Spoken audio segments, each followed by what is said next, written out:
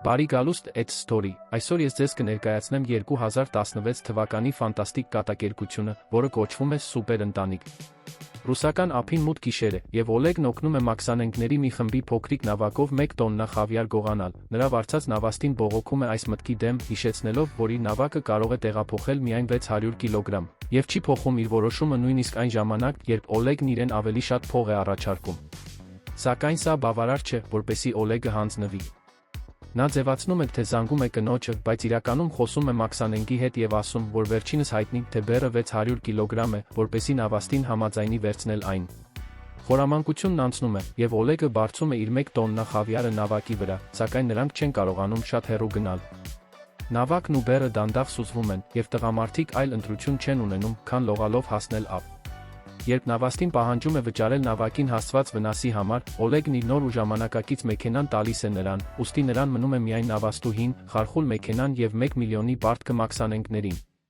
Հաջորդ օրը Օլեգը գնում է բանկ, որտեղ աշխատում է իր ընկերուհին Սվետան, որպեսի վարկ խնդրի, բայց Սվետան չի կարողանում այն տրամադրել, քանի որ նա դեռ չի ավարտել նախորդ վարկի մարումը։ Ցանկանալով օգնել, Սվետան այլընտրանքային լուծում է առաջարկում։ Նրանք կարող են օգնություն խնդրել իր ընտանիքից, քանի որ նրանք տուն ունեն։ Օլեգն այս մտքի երկրպագուն չէ, քանի որ չի հանդուրժում Սվետայի ընտանիքին եւ կգերադասեր նրանց այլևս չտեսնել, բայց նա այլևս ելք չունի։ Նրանք մեքենայով գնում են նրա տուն, որտեղ ողջ ընտանիքն ապրում է միասին։ Այնտեղ է Սվետայի հայրը Բորիսը, ով սիրում է տարօրինակ երգեր երգել եւ 5 տարի է դուրս չի եկել տնից, քանի որ հետախուզման մեջ է նրա մայրական պապը Պավելը, ով երազում է շուտապույտ մահանալու մասին։ Նրա քույրը Ռիտան, ով թատրոնում հաշվապահ է աշխատում, բայց ցանկանում է դերասանուհի դառնալ։ Նրա եղբայրը Տոլիկը, ով ուզում է բանակ գնալ, բայց ասթմայի պատճառով չի կարողանում եւ սիրում է շներ մարզել։ Եվ նրա քույրը Սաշան, մի փոքրիկ աղջիկ, ով անընդհատ երազում է մեծահասակ կին դառնալու մասին եւ սիրահարված է Սվետայի ընկերոջը։ Օլեգը փորձում է խոսել Բորիսի հետ իր գումարային խնդրի մասին, ինչի համար ստիպված է լինում սպասել, մինչև նա ավարտի երգելը։ Երբ Բորիսը վերջապես լսում է նրան, կատաղում է, մտածելով, թե տունը վաճառելը նման է ընտանիքը ստրկության վաճառելուն։ Օլեգը փորձում է բացատրել նրանց, որ ոչ ոք ոչինչ չի կորցնի, իրեն պարզապես երաշխավորագիր է պետք, բայց ապարդյուն է, Բորիսի պատասխանը դեռևս ոչ է, հանկարծ նրանց վեճն ընդհատվում է, երբ տանիքից մի երկնաքար է ներս ընկնում, հայտնվում տան մեջտեղում եւ հարվածում Պավելին։ Սկզբում ընտանիքը վազում է դուրս, կարծելով, թե հարձակման են ենթարկվել, բայց հենց երկնքում տեսնում են երկնաքարերի անձրևը, հասկանում են, ինչ է կատարվում, եւ վերադառնում են ներս պապին ստուգելու։ Նրան անկողին պառկեցնելուց հետո Օլեգն ու քույր եղբայրները սկսում են փորել, որպեսզի հանեն երկնաքարը վաճառելու համար, բայց մեկ առ մեկ նրանք գնում են քնելու եւ Օլեգին մենակ են թողնում փորելիս։ Նա աշխատանքն ավարտում է միայն առավոտյան, եւ երբ դուրս է գալիս փոսից, տեսնում է, որ Պավելը կանչում է իրեն անկողնուց, ասելով, թե պատրաստվում է մահանալ։ Օլեգն ուզում է շտապօգնություն կանչել, բայց Պավելն արգելում է։ Նա բավական երկար է ապրել եւ ուզում է խաղաղությամբ հեռանալ այս աշխարհից։ Մահանալուց առաջ նա Օլեգին տալիս է վերջին խոսքը, ընտանիքին փոխանցելու համար։ Նրանք բոլորը կարող են գնալ գրողի ծոցը։ Պավելի զարկերակը ստուգելուց եւ համոզվելուց հետո, որ նա իրոք մահացել է, Օլեգը շտապում է Սվետայի մոտ լուրը հայտնելու, բայց նա խորը քնած է եւ ուշադրություն չի դարձնում։ Ի վերջո, Օլեգը քնում է նրա կողքին։ Իսկ երբ Տոլիկը հետո գալիս է նրան ինչ-որ բան ցույց տալու, Սվետան անհետացած է լինում։ Օլեգը հետևում է Տոլիկին դեպի հյուրասենյակ եւ տեսնում, որ երկնաքարը վերածվել է տարօրինակ հեղուկի, Սաշան գերբնական ուժ է ստացել, իսկ Ռիտան կարողանում է թռչել։ Մեկ վայրկյան անց հայտնվում է Սվետան, ում մարմնի կեսն անտեսանելի է, եւ Պավելը հանկարծ նույնպես միանում է նրանց, ողջ եւ առողջ։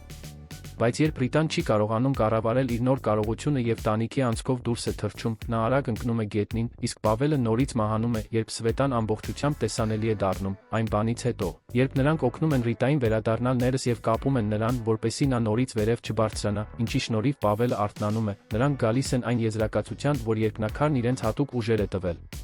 Սվետան կարծում է, որ իրենք պետք է զանգահարեն իշխանություններին, եւ հենց նա դուրս է գալիս սենյակից, Պավելը նորից մահանում է, իսկ Ռիտան դադարում է օդում կախված մնալ։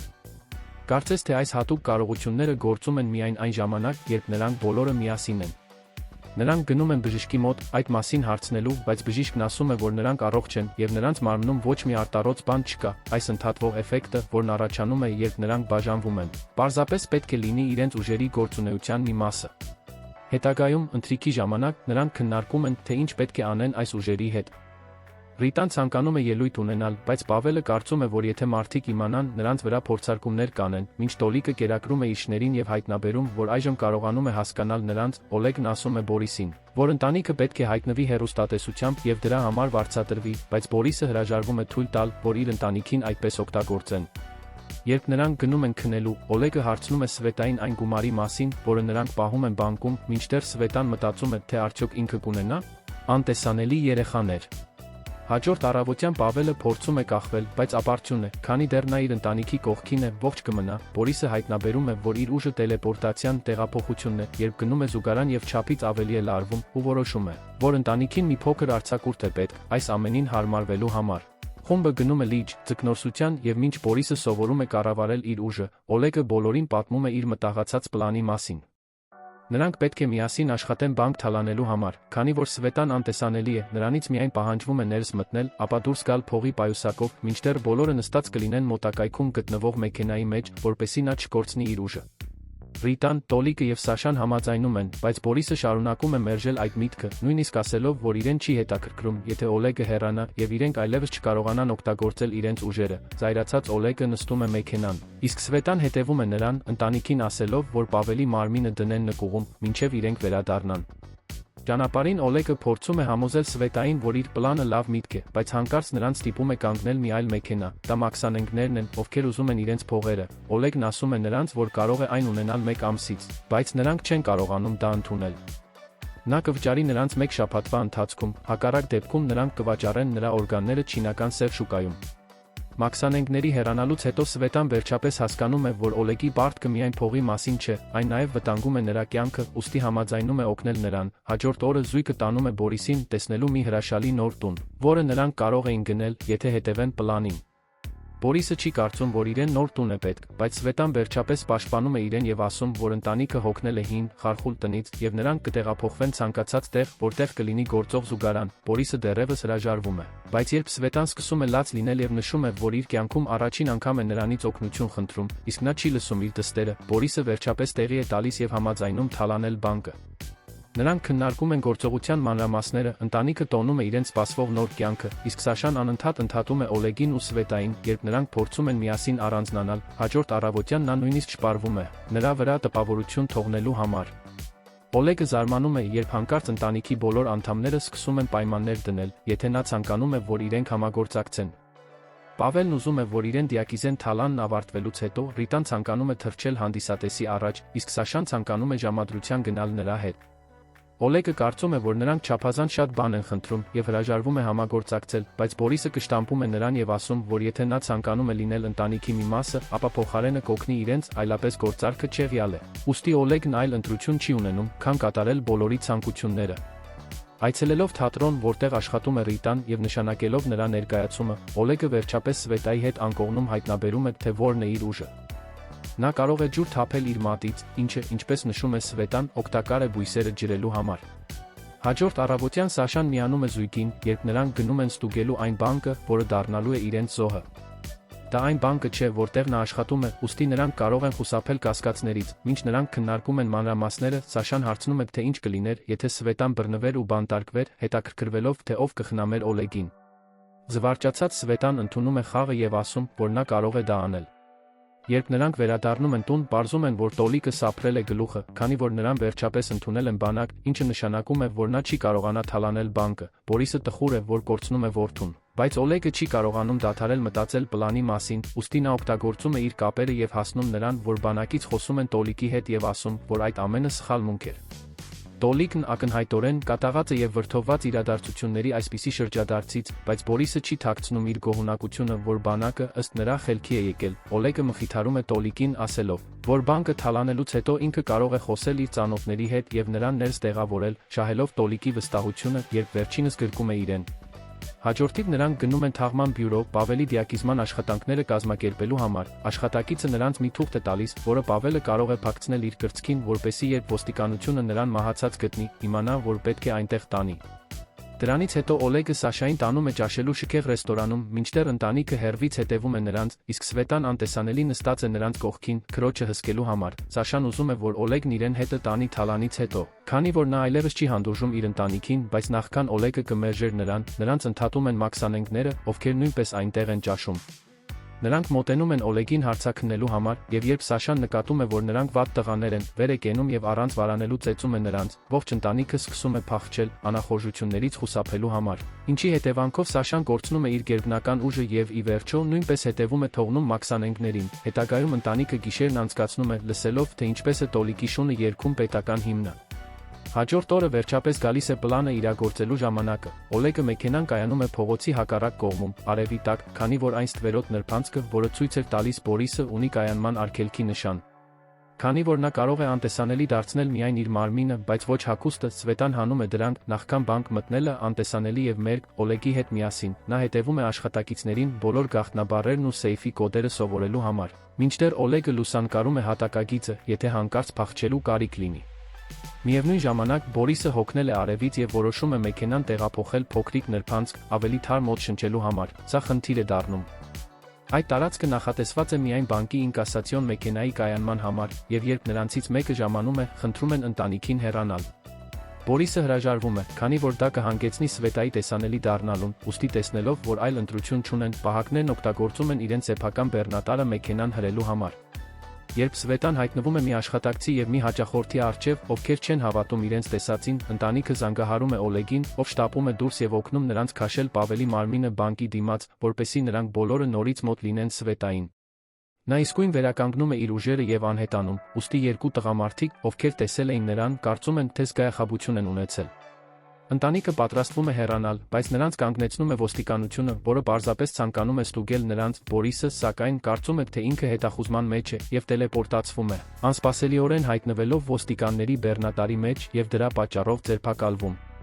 Ժամեր անց Օլեգը նրան դուրս է բերում, որպես վճար կորցնելով եւս մեկ մեքենա, եւ երբ նրանք տուն են հասնում, նա ասում է ընտանիքին, որ Բորիսը ի վերջո հետախուզման մեջ չէ, եւ այդ ամենը եղել է նրա երևակայությունը։ Զայրացած նա գոռում է բոլորի վրա անպատշաճ պահվածքի համար եւ ստիպում նրանց խոստանալ, որ այլևս վեճեր կամ իրենց ուժերի չարաշահում չեն լինի։ Հաջորդ օրը, սակայն, նրանք դեռ պետք է Ռիտային տանեն թատրոն, քանի որ դա գործարքի մի մասն էր։ Երբ գալիս է նրա ելույթի հերթը, նա տեսնում է, որ մեծ ամբոխ կա, այդ թվում մարդիկ, ում ինքը ճանաչում է, եւ բեմի վախ է ունենում։ Ռիտան դուրս է թռչում թատրոնից, այլևս չցանկանալով ելույթ ունենալ, եւ երբ Օլեգը գնում է նրա հետևից, նրանք գտնում են մաքսանենգները, ովքեր նրան տանում են բեմ եւ այս ու այն կողմ նետում, ծեծելով նրան եւ դարձնելով օրվա նոր ներկայացումը։ Երբ նրանք վերջապես ավարտում են եւ բաց թողնում նրան, Օլեգն այնքան զայրացած ու վիրավորված է, որ վիրավորում է ողջ ընտանիքին այն ձախողումների համար, որոնց նրանք անընդհատ հանդիպում են, անվանելով նրանց ծույլ եսասեր հիմարներ, ովքեր ընդունակ են օգտագործել աշխարհի լավագույն տեխնոլոգիան պարզապես իրենց հետույքը քորելու համար։ Օլեգը փորձում է լքել նրանց, այլևս չցանկանալով որևէ կապ ունենալ նրանց հետ, բայց Բորիսը մի միտք է հղանում եւ որոշում է առևանգել նրան։ Երբ գիշերն ընկնում է, ընտանիքը վերադառնում է բանկ, պատրաստ իրականացնելու թալանը, մինչ Պավելը շեղում է մոտակայքում գտնվող մի քանի հարբած տղամարդկանց, վառելիք խմելով եւ իր շունչը հրկիզելով։ Ընտանիքի մնացած անդամները ծածկում են իրենց դեմքերը եւ պատրաստվում հարվածել։ Սաշան մի բեռնատար է հրում այն փողոցի դիմաց, որտեղ նրանք գտնվում են, թաքցնելու համար իրենց արածը, ապա քաշում է այն շղթան, որը Ռիտան դրել էր պատուհանին, պատի մեջ անցք բացելով, Բորիսը տելեպորտացվում է ներս, իսկ Սաշան Սվետային նետում է անցքի մեջ։ Նախքան Ռիտան կվերցներ նրան եւ կթռցներ այնտեղ մյուսների հետ միասին։ Այնուհետև Սվետան օգտագործում է իր սովորած կոդերը ազդանշանային համակարգն անջատելու համար, իսկ Սաշան պարզապես վերցնում է սեյֆը եւ նետում այն փողոց, երբ ընտանիքը սկսում է հանել փողերը եւ լցնել մեքենայի մեջ, ոստիկանությունը ժամանում է, բայց Տոլիկը նրանց շեղված է պահում, շներին նրանց հետևից ուղարկելով։ Երբ նրանք վերցնում են այն ամբողջ փողը, որ կարող էին տանել, փախչում են, վերցնելով Պավելին, ով փախչելիս իր հետևից կրակ է թողնում։ Արևն արդեն ծագել է, երբ նրանք բանկից բավականին հեռանում են կանգնելու եւ տոնելու համար, Պավելն օգտագործում է այդ պահը, հիշեցնելու նրանց գործարքի վերջին մասին եւ խնդրում է իրեն հետևում թողնել, որպեսզի վերջապես կարողանա մահանալ։ Այն բանից հետո, երբ բոլորը հրաժեշտ են տալիս նրան, ընտանիքը հեռանում է մեքենայով, բայց նրանք վրդովվում են, երբ տեսնում են, որ Պավելի մարմինը մահացած ընկնում է եւ վերադառնում են նրան օգնելու, Պավելը չի ընդունում սա եւ գոռում է նրանց վրա, հիշեցնելով, որ դա այն է, ինչ ինքն ուզում է։ Բորիսը միջամտում է, ասելով, որ նրանք պետք է միասին ապրեն որպես երջանիկ ընտանիք, բայց Օլեգը հիշեցնում է նրան, որ նրանք չեն կարող մնալ, քանի որ իրականացրած պլանն այնքան հարթ չէր, որքան սկզբնականը, եւ ոստիկանությունը վաղ թե ուշ կգտնի իրենց։ Բացի այդ, նաև Սվետան արդեն ծրագրել են գնալ Թայլանդ, Տոլիկը մեկնելու է Մոսկվա, իսկ Սաշան ու Ռիտան ցանկանում են գնալ Բրազիլիա։ Աղջիկներն ուզում են, որ Բորիսը գնա իրենց հետ, բայց նա ժամանակ չի ունենում պատասխանելու, քանի որ Պավելն ասում է նրանց, որ զանգահարել է ոստիկանություն, որպեսզի նրանք գտնեն իր շուտով մահացող մարմինը։ Ուստի ընտանիքն այս անգամ վերջնականապես հեռանում է։ Պապի մահը տեսնելը իսկապես վրդովեցնում է Սվետային, ով հրաժարվում է վերցնել փողը, երբ Օլեգը մի քանի ժամ անց սկսում է բաժանել այն, ասելով, որ նրանք պետք է այն հետ վերադարձնեն։ Օլեգը հրաժարվում է, ուստի Սվետան նրան դուրս է գցում մեքենայից, ասելով, որ այլևս չի ցանկանում լինել նրա հետ։ Տեսնելով, որ ընտանիքը ի վերջո չի փոխվել, Օլեգը հեռանում է եւ զբաղվում իր գործերով, նա վճարում է մաքսանենգներին այն, ինչ պարտք էր նրանց, ապա թաքցնում է մնացած գումարը, այն փակցնելով իր մարմնին հագուստի տակ, երբ նա գնում է օդանավակայան։ Պատրաստ երկրից հեռանալու լուրերով տեսնում է, որ ընտանիքը ձերբակալվել է թաղման բյուրոից Պավելի մարմինը վերադարձնելու փորձի համար։ Սկզբում նա ամեն կերպ փորձում է արամարել դա, բայց հենց նստում է ինքնաթիռը, այլևս չի կարողանում հանդուրժել մեղքի զգացումը եւ վերադառնում է քաղաք, նրանց օգնելու։ Նրա առաջին կանգառը թաղման բյուրոն է, որտեղ նա փորձում է կաշառել աշխատակցին, մարմինը հետ ստանալու համար։ Տեսնելով, որ այդքան շատ մարդիկ հուսահատ ցանկանում են ունենալ Պավելին, տղամարդը պահանջում է 1 միլիոն եւ չի ընդունում որևէ ավելի ցածր գումար, որով Օլեգը փորձում է բանակցել, քանի որ նա այլ ընտրություն չունի։ Օլեգը վճարում է իր ունեցած ողջ մնացած գումարը եւ Պավելին տանում իր հետ դատարան, որտեղ ընտանիքը դատվում է։ Հենց նրանք ներս են մտնում, բոլորը վերականգնում են իրենց ուժերը եւ քաոս է սկսվում։ Բորիսը տելեպորտացվում է Վանդակից եւ մինչ նա ու Պավելը սկսում են ծեծել մարդկանց, Սաշան կոտրում է Վանդակը, քույր եղբայրներին դուրս թողնելու համար։ Միասին նրանք անգիտակից վիճակի են բերում տարբեր սպաների, մինչդեռ մնացած մարդիկ փախչում են, եւ հիմա, երբ նրանք բոլորը վերամիավորվել են, Բորիսն ընդունում է, որ այսպիսի խենթ պլանը պաշտոնապես Օլեգին դարձնում է ընտանիքի մի մասը։ Դրսում նրանց սպասում է զինված ոստիկանների մի խումբ, ում Ռիտան շեղում է, թռչելով նրանց վերևում եւ ձևացնելով, թե կրոնական հայտնություն է։ Սա նրանց բավական ժամանակ է տալիս մեքենա գողանալու եւ հեռանալու համար, բայց ոստիկանությունը շուտով ուշքի է գալիս եւ սկսում է հետապնդել նրանց քաղաքով մեկ։ Բորիսը տելեպորտացվում է ոստիկանական մեքենաներից մեկի ներսը, որպեսզի ստիպի նրանց հեռու քշել, Սաշան հրում է մյուսներին իր գերբնական ուժով, իսկ երբ նրանք պատահաբար անցնում են բանջարեղենի կրպակի միջով եւ հայելին կեղտոտվում է, Օլեգը մաքրում է այն իր մատից թափվող ջրով։ Սաշան նորից օգտագործում է իր ուժը, օգնելու մեքենային կտրուկ շրջադարձ կատարել, ինչի հետևանքով ոստիկանական բոլոր մեքենաները բախվում են միմյանց, բացի մեկից, նրանց հաջողվում է վերջնականապես կորցնել այն։ Երբ Ռիտան վեր է կենում եւ հրում մեքենան դեպի վեր, երբ ինքը թռչում է բարձր, ստիպելով մեքենային լողալ իր հետ միասին։ Որոշ ժամանակ անց ընտանիքը հանդիպում է մաքսանենգներին եւ վճարում նրանց, որպեսզի իրենց թաքցնեն իրենց կոնտեյներներից մեկում, որպեսզի նրանք կարողանան աննկատ փախչել Թայլանդ։ Այժմ նրանց առջև սպասվում է 20 օր, որտեղ նրանց միակ ընկերակցությունը լինելու է միմյանց կողքին գտնվելը։ Իսկ հիմա հարց ձեզ. եթե այդ երկնաքարը ընկներ ձեր տան վրա, ինչ գերբնական ուժ կցանկանայիք ստանալ, գրեք ձեր տարբերակները մեկնաբանություններում։